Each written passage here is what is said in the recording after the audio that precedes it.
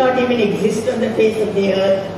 This is the feeling that, this is going on around both internally in the country and also externally, globally. Many countries don't want to see a Hindu country rise. It's not about India. They don't want a Hindu country to rise, Sanatana Dharma to rise, the Vedic knowledge to rise. There are so many, all the countries around. And especially the powerful countries. There is a lot of lobbying, a lot of money, and a lot of things are being poured in. So there is a competition between themselves. One wants to make it Islamic, one wants to make it Christian, and one wants to make it communist, and one wants to make it something else, whatever it is. But they want to wipe out what is existing here. But can it be wiped out? Can it be erased? No. Because what constitutes is the people. What is the constitution is the people. If the people are okay, if the people are balanced, if the people have the awareness, if the people have the consciousness, how can anybody take this away? A new generation of leaders, a new generation of pundits and priests. That is where the revival should come. Because the ones who are here now, they are confused, disillusioned, they are in apathy, and they are in deep slumber. They are not even in waking state. Most of you are not even in waking state. You are only either dreaming or sleeping. And you are only half awake or minimally awake. So, under these circumstances, it is very important that we see how to bring a new generation. We have to understand first, this is eternal, this is immortal, this is not going to die, it is going to be there forever, just like the Atma.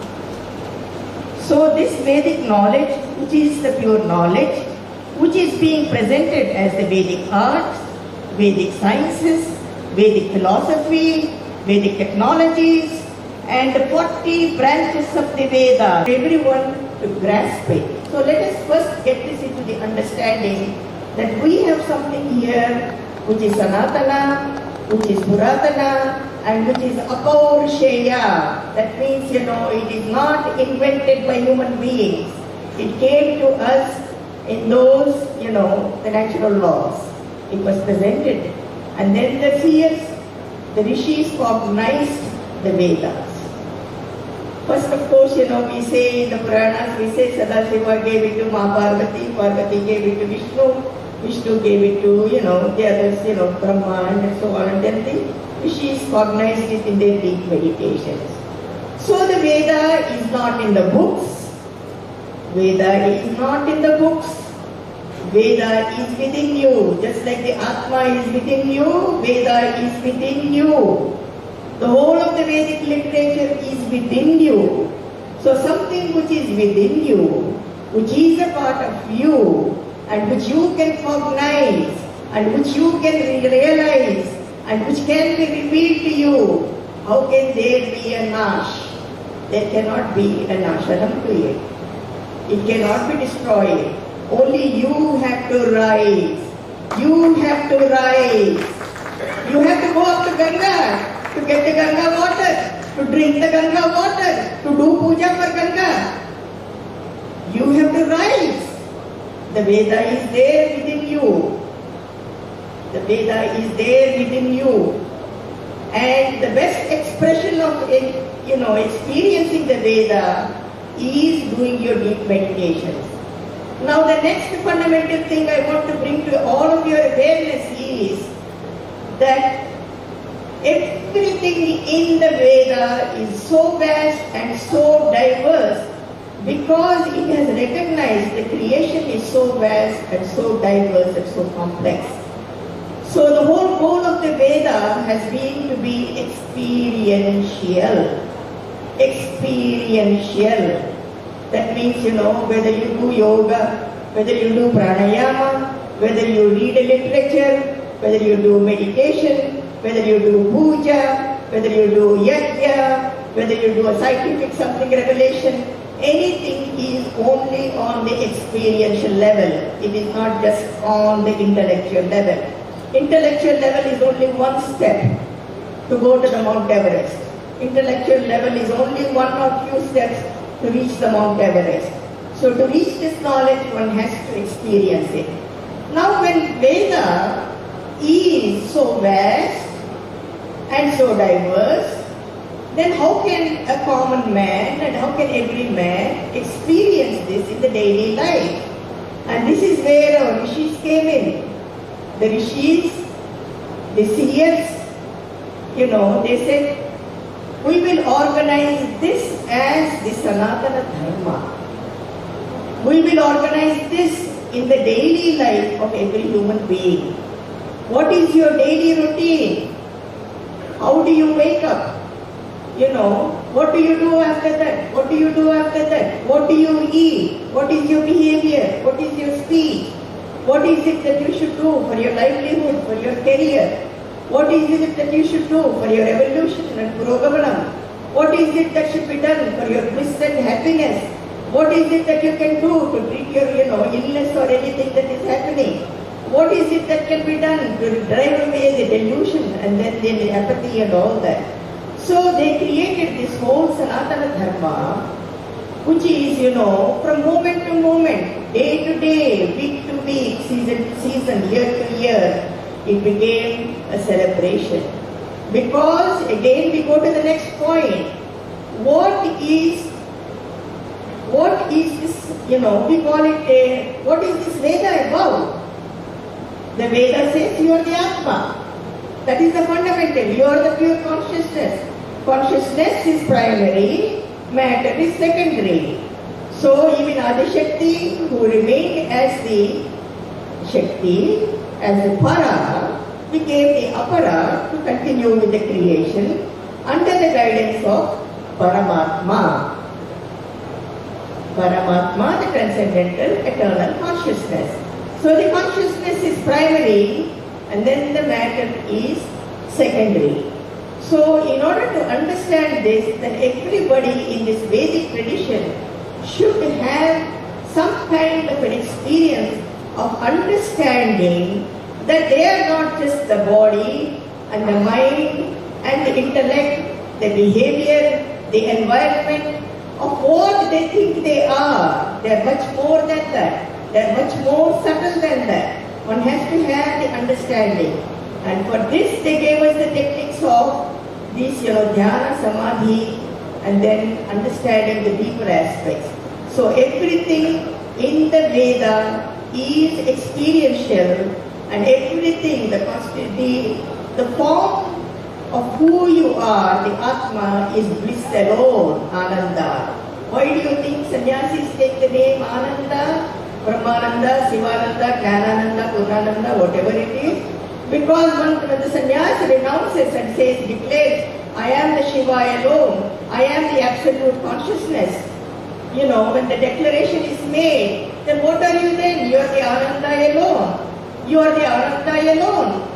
So this is what is we are, the Ananda. So what did the rishis do in the Sanatana Dharma? They brought about all the festivals, everything, every single day is an auspicious day in this Vedic culture. We celebrate life, we celebrate existence, we celebrate birth, we also celebrate death, because there is a new beginning. So our life is meant to be lived in bliss. Our life is meant to be in celebration, in joy, in dance, in song, in expansion, in evolution, and in being finally in freedom. This is what the Sanatana Dharma is. Every one of you should understand. You tell your child, please tell your child and grandchild, you are meant to be blissful. You are meant to be in Ananda. You are not meant to be depressed. You are not meant to be bored. You are not meant to be, like that, Give them hope and courage that you are meant to be like Krishna, like little Rama, like little Radha, like little Lakshmi. Please give them this first. give them this encouragement. Remind everyone, remind yourself, I am the bliss alone. I am Ananda. I am meant to live in this life with Ananda and celebrate every moment of my life. Then the transformation begins. Now we go to the next point. What is the constitution? What is this dharma really? This dharma, when the creation began, when Paramatma or Paramashiva said to Adi Shakti that now the creation should begin. So before the creation begins, the knowledge was first given to Bhagavan Vishnu. And then when this knowledge begins, then Paramashiva said, two things have to happen here. One is Kala. The Kala Bhairava is there now. Kala. That means, something which has no beginning and end, which has no boundaries and unbounded. Something has to be said, there is a beginning and an end. Then there came something that is changing. Prakriti is relativity. The Prakriti is something which changes. Because something which is begun has to have vriddhi. It grows, it expands, it transforms, and then it goes to the next stage. There will be stages. So these 8 stages of development, the Parashakti became the 8 stages of the development, which are the same in the human being, or in the tree, or in the plant, or in the animal. Whatever you can see, the 8 stages you can see. But human being, evolution is from consciousness to consciousness. Human being evolution is from Shiva to Shiva. On Shivaratri day we declare, we are going back to Shiva, make us fully awake. Whereas for a tree, the evolution is from seed to seed, because it's in the perimeter of the Prakriti. So from the seed the Ankura comes, then more branching comes, more branching comes, more branching comes. These are stages. Then the flowers come, then the fruit comes, then finally the seed comes. It is the same 8 stages in the human development. It is the same 8 stages in the development of the bird or the animal. So you have this Rigveda, 10 mandalas are Purusha, numbered first mandala, 8 mandalas are Prakriti, the 10th mandala is Purusha again. So, okay. So they are asking me to conclude the speech. So now I will not have I wanted to just say, what you need to understand is, Rigveda is our constitution. Rigveda is our constitution of the universe. And the cosmic laws are the Prakriti Dharmas. The innumerable cosmic laws are the Prakriti Dharma. The cosmic administration is by the Devatas. So no other religion can define this, what way, the cosmic constitution, the cosmic laws and all that. So in order to listen to this in little more detail, you have to invite me back, or I will just speak about it later. Now I will tell you what we are trying to do. Just give me about 5-10 minutes, bear with me, because the only reason I came here is to let people understand what we are trying to do. So Mataji understood very clearly that unless until the consciousness is changed, the mindset is changed, people are not willing to listen, people are not willing to change, and nothing will change on the surface. So with this intention, initially we started trying to bring Bhagavad Gita and transcendental meditation in the schools in Odisha. But what happened is, we were told many times it is secular and we cannot allow Bhagavad Gita to come in. So we started with TM, and then we started in 35 villages and 35 schools, and then the COVID came, and then we understood that really we cannot keep up with the government schools or the existing schools, because they will start after 1 week, they will, lot of effort is put in, lot of, monies are mobilized, and all that, and then it becomes a wasted effort. So we started, first as Gita schools, and then now we call them Vedic life schools. And our program is to bring a foundation of Sanatana Dharma.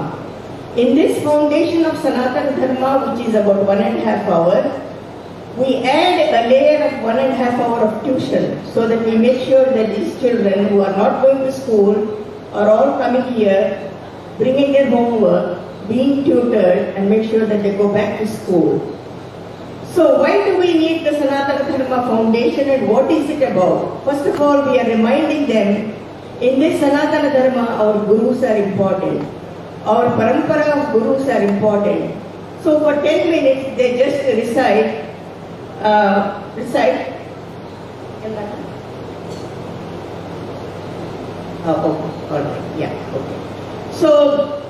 I'll just finish this one sentence, 2 sentences and tell you. So we start with the Guru Parampara, and then Bhagavad Gita and Transcendental Meditation. These are the core of the Sanatana, and then we are adding now Sanskrit and then the Vedic mathematics. This is the core program.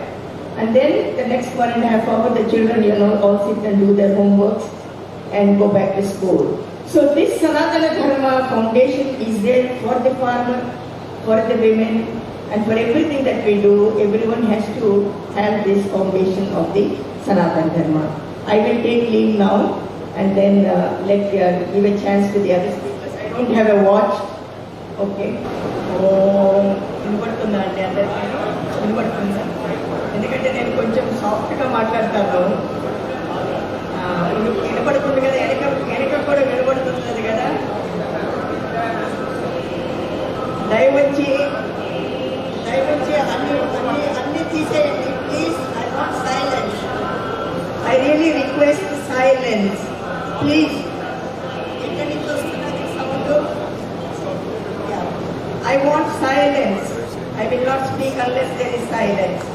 I want all the phones to be shut down. Everybody, please keep them in your silent mode. Please respect it. Mataji came here at 9:30, sharply on time. I am very punctual all my life. And for now, for a few minutes, I want you to maintain silence. I want all the phones to be switched off, and I want you to listen. Give all your listening to Mataji. Om Gurubhyo Namaha. I offer my salutations to my Gurudev, Sri Brahmananda Saraswati Ji and Maharshi Mahesh Yogi Ji, and all the paramparas of Adi Shankaracharya tradition, and all the gurus that have come here on this land from every other tradition. Now I offer my pranams to all the leaders here who are present here, all the Mahatmas who have organized this. I offer my pranams. I offer my pranams to all of you who are the Atma Bandhu. We are the Atma Bandhu. I am happy that all of you are here and the hall is full. Okay, I will just take some little alambana here. Now, this morning, I really don't know if anybody saw the video, nobody even introduced me. So I have to take a few minutes to introduce myself. My name is Mata Brahmanandamayee. In the former life, before the sannyas, everybody please sit down. I don't want anybody to be standing. Please take a seat. Everyone please take a seat. Have some respect. Have some respect. Please take a seat. Don't be standing. You're not trees or logs. Please be sitting down. Okay? And then keep quiet. So my name is Mata Brahmanandamayee. In the Purvashram, before the sannyas, which I have taken in 2016, January, I am known as Dr. Puludareddy. I have been a very successful allopathic physician, a teacher, and then I studied extensively Maharshi Ayurveda under the guidance of Maharshi Mahesh Yogi. when I was in US. In 1974, after finishing our internship in Usmania Medical College, I was then married. I went with Dr. Janathan Reddy to US in 1974. Lived there for 35 years, practiced medicine for 35 years, wrote several books, spoke extensively. I had always been very spiritual. And in 1992, I had the Nirvikalpa Samadhi while I was in US on the banks of the Hudson River in the Adirondack Mountains, like the Himalayas. After that, I continued with my sadhana, and in the year 2007, I made a very concrete decision to return to India to be fully enlightened. And I spent 5 years in Tirumala Hills with very deep sadhana. I used to be for 8 to 10 hours in Samadhi states. And then for 5 years, from 2014 or 12 onwards, in Himalayas. 1 year in Kausani and 4 years in Rishikesh. And this is where the Brahmi Chetana completed. And in the year 2016, January, on the Makara Sankranti, in Rishikesh, on the banks of river Ganga, I took the Purna Sannyas and took the name of our Gurudev, Brahmananda Saraswati, as Mata Brahmanandamayee. I had no intention of coming back and leaving the Himalayas. I had absolutely no intention. In the year 2014, when Modi ji came into power, until then, from 2007 onwards, January when I came to India, I never read the newspaper, I never saw TV, I was only in deep tapas. But then I heard that Modi ji is here, good times will come to India. There can be a lot of transformation that can come to India. Then, just after his election, I wrote a letter to Modi ji. I can't remember the exact time, but maybe it must have been sometime like October or so. I think so, I can't remember. But it was a 16-page letter I wrote to Modi ji, and I said, Modi ji, now that you are here, please make this Vedic India. Please make this Vedic Bharat. We are not just India, but we are Vedic Bharat. And I gave him my thoughts, my suggestions, and what Maharshi ji has done for the revival of all the Vedic sciences, Vedic technologies, and everything that is Vedic, the reformation that he has brought in. And I said, how they could be implemented. From India were there, many scientists from the world came, and I was invited. And I stayed there, and Janardhan ji also came. And I was very happy that that letter that I wrote in 2014, October or so, that actually came forth as a very big conferences for Vedic India. And then the seeds have begun to be sown. So after 2016, after taking the Purna Sannyas, then I had no inclination really to come back and be in this, very busy samsara, in this world which is so tamasic and rajasic. I wanted to just stay in Himalayas and leave the body. But then, Jagannatha, there is this communication. It may be difficult for some of you to understand it, but there is this communication between a Bhakta and a Bhagavati. It continuously goes on. Then Jagannatha gave the prerana and said, no, it is not time for you to leave the body.